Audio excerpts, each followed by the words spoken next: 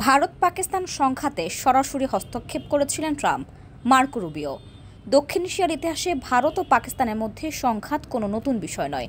তবে চলতি বছরের মে মাসে দুই দেশের মধ্যে যখন সামরিক উত্তেজনা চরমে পৌঁছায়, তখন যুক্তরাষ্ট্র সরাসরি হস্তক্ষেপ করেছিল বলে দাবি করেছেন মার্কিন পররাষ্ট্রমন্ত্রী মার্কো রুবিও।